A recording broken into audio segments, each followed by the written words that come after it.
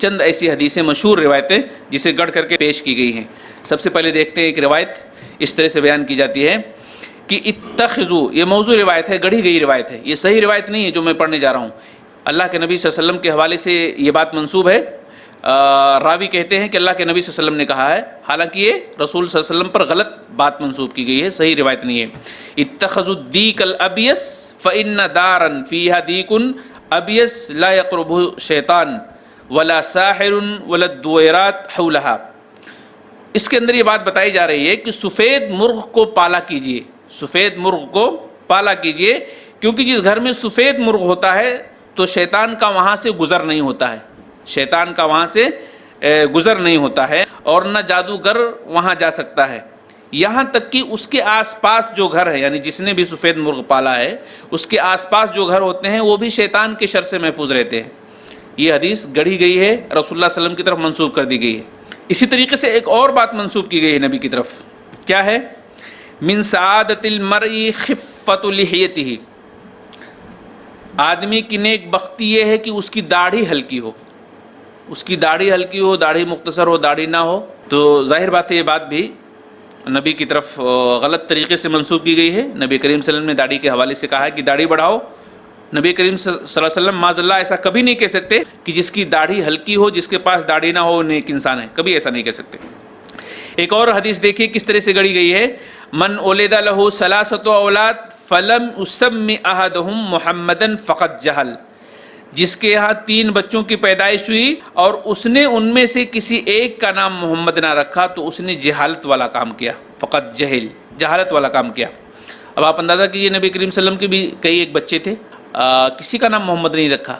کسی کا بھی نام محمد نہیں رکھا۔ یہاں پر یہ کہا جا رہا ہے کہ اگر کسی کے 3 بچے ہوئے اور اس نے محمد نام نہیں رکھا تو پھر اس نے جہالت کا کام کیا، اس نے جہالت کا کام کیا۔ آپ کو عجیب سا لگے گا، اس حدیث پہ لوگ عمل بھی کرتے ہیں۔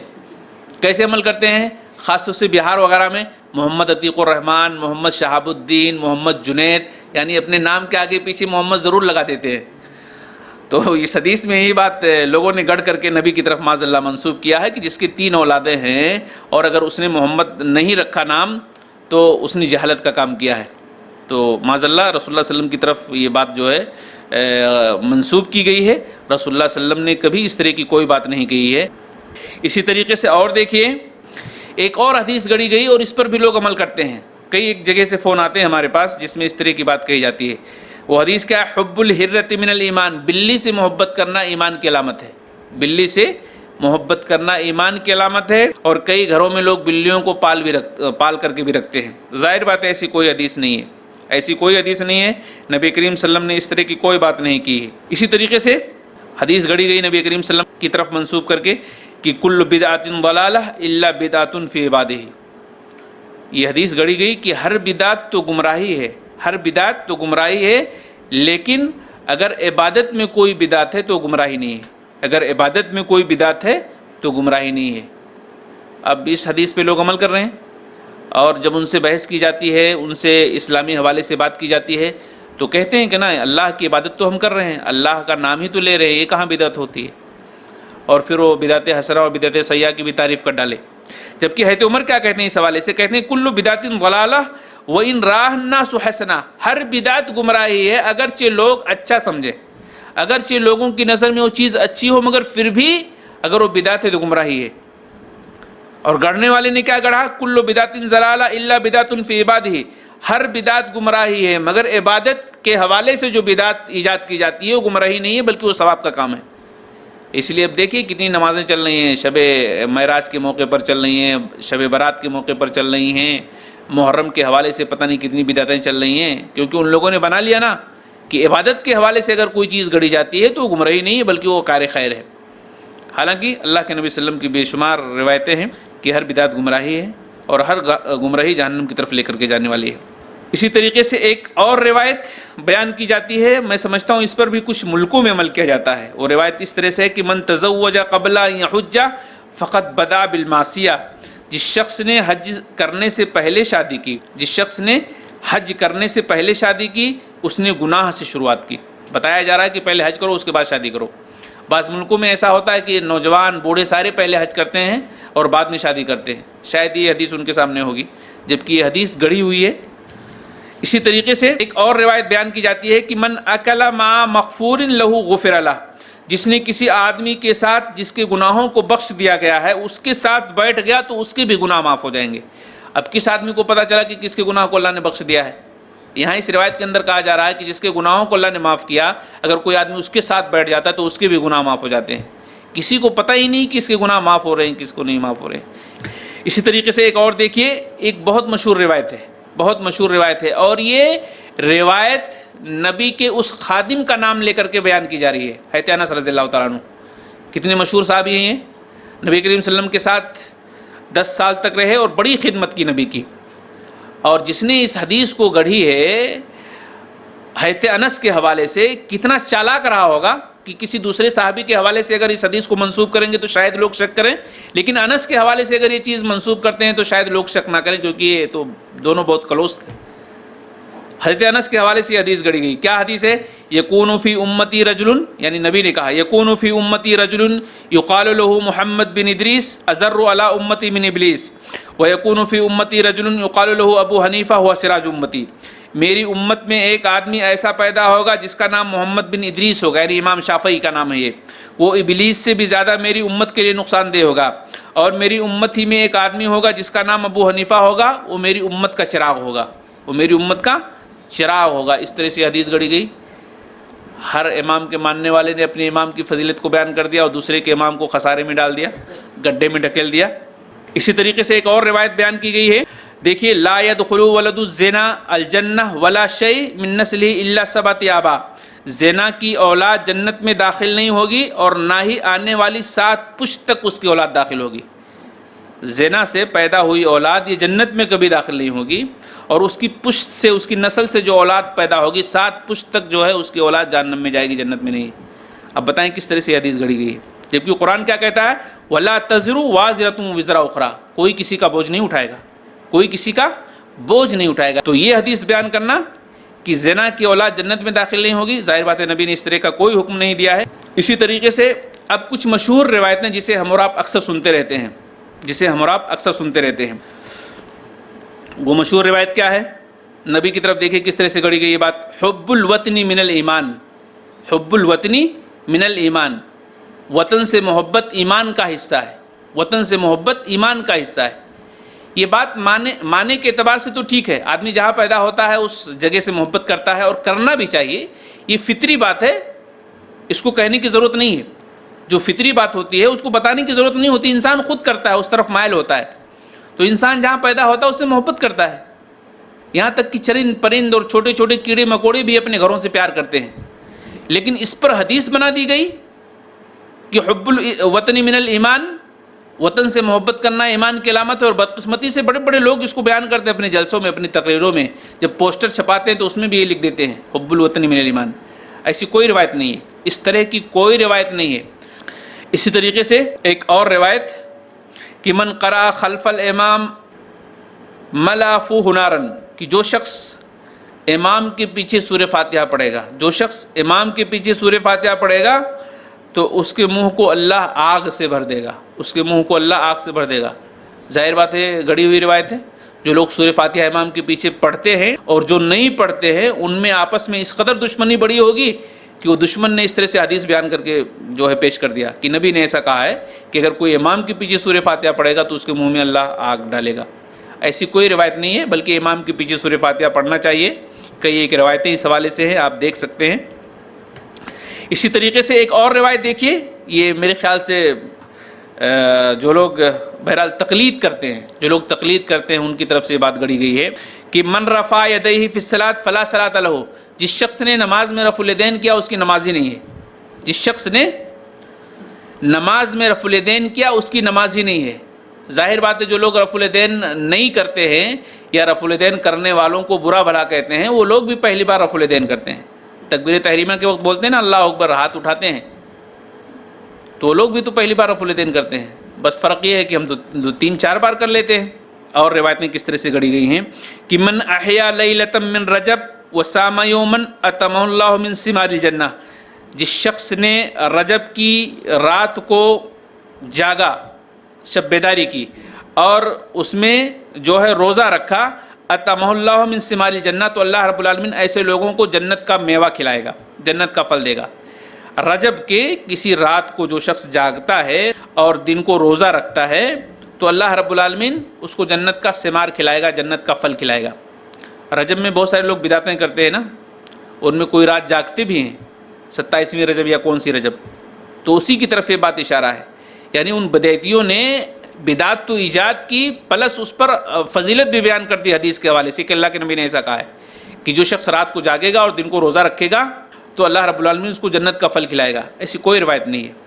یہ کسی بدعتی نے اس طرح سے ایجاد کیا ہے، اور اپنے عمل کو ثابت کرنے کے لیے، لوگوں کو گمراہ کرنے کے لیے اس طرح سے بیان کیا ہے کہ لوگ اور اس بدعت کو انجام دیں اور اس عمل کو کریں، اور اس طرح سے یہ بدعتیں دنیا کے اندر پھلتی اور پھولتی رہیں۔ یہ کسی بدعتی نے بہرحال ایجاد کیا ہے۔ اسی طریقے سے ایک اور روایت دیکھیے کہ من توضا و مسح عنقہ لم یغل بالاغلال یوم القیامہ، جس شخص نے وضو کیا اور گردن کا مسح کیا، جس شخص نے وضو کیا اور گردن کا مسح کیا تو قیامت کے روز اس کو عذاب نہیں ہوگا، قیامت کے روز اس کو عذاب نہیں ہوگا۔ کتنا بڑا فائدہ بتایا ہے، وضو کرنے کے بعد گردن کا مسح کر لو، قیامت کے دن عذاب سے بچ جاؤ گے۔ یہ گردن کا مسح کرنے والوں نے اس طرح سے ایجاد کیا ہے، جبکہ گردن کا مسح کہیں ثابت ہی نہیں ہے۔ اسی طرح سے دیکھیں آپ، بہت سارے لوگ جمعہ کے دن اپنے والدین کی قبر کی زیارت کرتے ہیں، عام مسلمانوں میں بھی جاتے ہیں، ہم نے دیکھا ہے خود۔ اس پر کس طرح سے یہ حدیث گڑھی گئی ہے، من زار قبر والدیہ کل جمعہ فقرأ عندها یاسین غفر لہ، جو شخص اپنے والدین کی قبر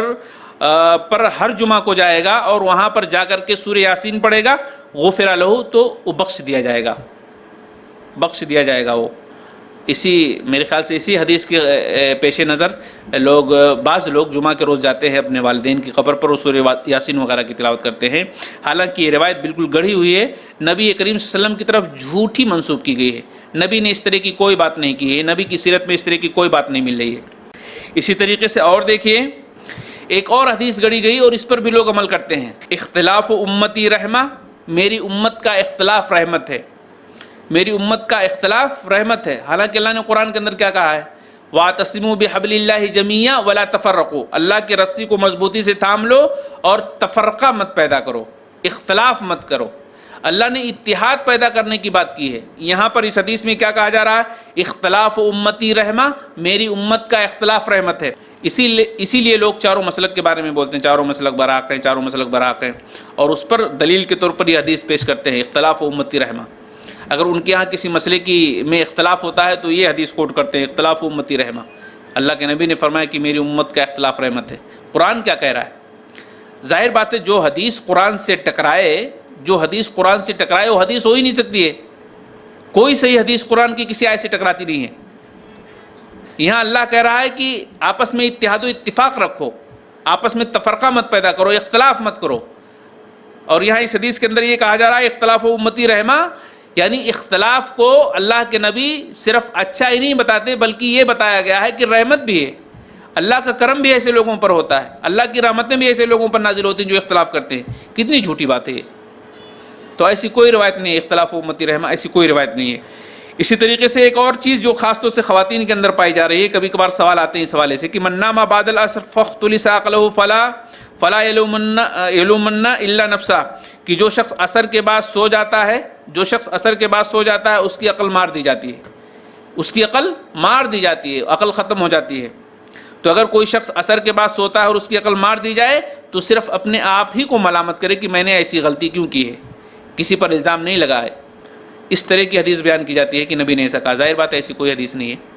آپ دن اور رات کے کسی بھی حصے میں سو سکتے ہیں، دن اور رات کے کسی بھی حصے میں سو سکتے ہیں، سونا منع نہیں ہے۔ ایون فجر کے بعد بھی آپ سو سکتے ہیں، عصر کے بعد بھی سو سکتے ہیں، مغرب کے بعد بھی سو سکتے ہیں۔ اس حوالے سے جتنی بھی تشویش کی باتیں پائی جا رہی ہیں سماج و معاشرے کے اندر، سب کے سب غلط ہیں، اس کا اسلام سے کوئی تعلق نہیں ہے۔ دن اور رات کے کسی بھی حصے میں آپ سو سکتے ہیں۔ اسی طریقے سے تقلید کرنے والوں نے بھی حدیث گڑھی ہے، جو لوگ تقلید کرتے ہیں ایسے نہیں کرتے ہیں، انہوں نے بھی حدیث گڑھ لیا ہے اور بہت زبردست گڑھا ہے۔ اس کو بھی حضرت انس سے منسوب کرتے ہیں کہ حضرت انس نے فرمایا، دیکھیے آپ، جیسا کہ پہلے میں نے ایک روایت بیان کیا، کہتے ہیں کہ حضرت انس نے فرمایا کہ رسول اللہ صلی اللہ علیہ وسلم نے فرمایا من قلد عالما لقی اللہ سالما، جو شخص تقلید کی حالت میں، جو شخص تقلید کرے گا اور اس تقلید کی حالت میں اس کی وفات ہو گئی تو اللہ سے صحیح سالم ملے گا، یعنی اللہ سے جب ملاقات کرے گا تو اس کے اوپر کوئی گناہ نہیں ہوگا۔ یہ تقلید کرنے والوں نے اس طرح سے حدیث گڑھ لیا، حالانکہ اللہ کے نبی صلی اللہ علیہ وسلم نے کہیں ایسی بات نہیں کی ہے، تقلید کا لفظ ہی نبی نے اپنی زبان سے نہیں نکالا ہے۔ اسی طریقے سے ایک اور روایت بیان کی جاتی ہے، وہ بہت مشہور روایت ہے، آپ اکثر سنتے ہوں گے کہ لولا کا ما خلقت الافلاق، اے نبی آپ نہیں ہوتے تو میں آسمان و زمین کو پیدا نہیں کرتا، اگر آپ نہیں ہوتے تو آسمان و زمین کو پیدا نہیں کرتا، یہ آپ کی وجہ سے یہ سب پیدا کیا ہوں میں۔ حالانکہ اللہ قرآن کے اندر کیا کہہ رہا ہے کہ وما خلقت الجن والانس الا لیعبدون، کہ انسانوں اور جناتوں کی جو تخلیق میں نے کی ہے وہ اس لیے کی ہے تاکہ وہ میری عبادت کریں۔ اللہ نے مقصد بیان کیا ہے، انسانوں کے بسانے کا، زمین و آسمان کے بسانے کا مقصد بیان کیا ہے کہ ہم نے انسانوں کو اور جناتوں کو اس لیے بسایا ہے تاکہ وہ ہماری عبادت کریں۔ اور اس کے اندر کیا بات بتائی جا رہی ہے کہ لولا کا ما خلقت الافلاق، اگر آپ نہیں ہوتے تو زمین و آسمان کو بساتا ہی نہیں۔ تو ظاہر بات ہے کھلی ہوئی جھوٹی بے بنیاد حدیث ہے جو نبی کی طرف منسوب کی گئی ہے، معاذ اللہ نبی کریم صلی اللہ علیہ وسلم نے اس طرح کی کوئی بات نہیں کہی ہے۔ اسی طریقے سے دیکھیں ابھی محرم کا مہینہ چل رہا ہے، اس حوالے سے بھی بہت ساری حدیثیں گڑھی گئی، آپ دیکھیں گے حیران رہ جائیں گے۔ ایک حدیث اس طرح سے گڑھی گئی کہ عاشورہ کی رات عبادت میں اگر کوئی شخص گزارتا ہے تو ساتوں آسمانوں کے عبادت گزاروں کی طرح اس کو ثواب ملتا ہے۔ 10ویں تاریخ کی رات میں اگر کوئی جاگتا ہے تو ساتوں آسمان میں جو اللہ کی مخلوقات ہیں اور جو عبادت کرتی ہیں اللہ کی، ان کے جیسا اس کو ثواب ملے گا۔ یعنی اور راتوں میں بس عبادت کرنے کی کوئی ضرورت نہیں ہے، ایک رات میں پورے ساتوں آسمانوں کی مخلوق کی عبادت کا ثواب مل جائے گا، تو کیا ضرورت ہے اس کو اور راتوں میں عبادت کرنے کی؟ تو اس طرح سے حدیث گڑھی گئی۔ اسی طریقے سے ایک اور حدیث گڑھی گئی کہ عاشورہ کے دن 4 رکعت نماز اگر کوئی پڑھتا ہے، عاشورہ کے دن اگر کوئی شخص 4 رکعت نماز پڑھتا ہے، عاشورہ یعنی محرم کی 10ویں تاریخ، کوئی 4 رکعت نماز پڑھتا ہے تو 50 سال کے گزشتہ گناہ اور 50 سال کے آئندہ گناہ اس کے معاف ہو جاتے ہیں۔ اس طرح کی روایت گڑھی گئی، اس کو بھی اب کوئی عمل کرنے کی ضرورت نہیں ہے کیونکہ ایک ہی دن میں 100 سال کے گناہ معاف ہو جا رہے ہیں۔ یہ حدیث اس طرح سے گڑھی گئی۔ ایک اور بہت روایت مشہور ہے جس کو ہم اور آپ اکثر جانتے ہوں گے، ہمارے بچے جو اسکولوں میں پڑھتے ہیں نا، تو وہاں پر ایک حدیث بیان کی جاتی ہے، نومۃ الصباح تمنع الرزق، کہ صبح کا سونا رزق کو کم کر دیتا ہے۔ یہ حدیث ہمارے چھوٹے چھوٹے بچے سناتے ہیں، جبکہ یہ بالکل باطل حدیث ہے، بے بنیاد حدیث ہے۔ ایسی کوئی حدیث اللہ کے نبی صلی اللہ علیہ وسلم نے بیان نہیں کی ہے کہ صبح کا سونا رزق کو کم کر دیتا ہے۔ صبح اٹھنے کی برکت اور فضیلت تو اللہ کے نبی نے بیان کیا ہے، اللہ کے نبی نے برکت کی دعا بھی کی ہے کہ میری امت کی صبح میں اللہ برکت عطا فرما دے، لیکن صبح سونے سے رزق میں تنگی آ جاتی ہے، اس طرح کی کوئی روایت نبی کریم صلی اللہ علیہ وسلم نے بیان نہیں کی ہے۔ تو بہرحال میں عرض یہ کر رہا تھا کہ اس طرح سے حدیثیں گڑھی گئی ہیں، یہ تو چند مثالیں میں نے نمونے کے طور پر پیش کی ہیں، وگرنہ کتابوں کی کتاب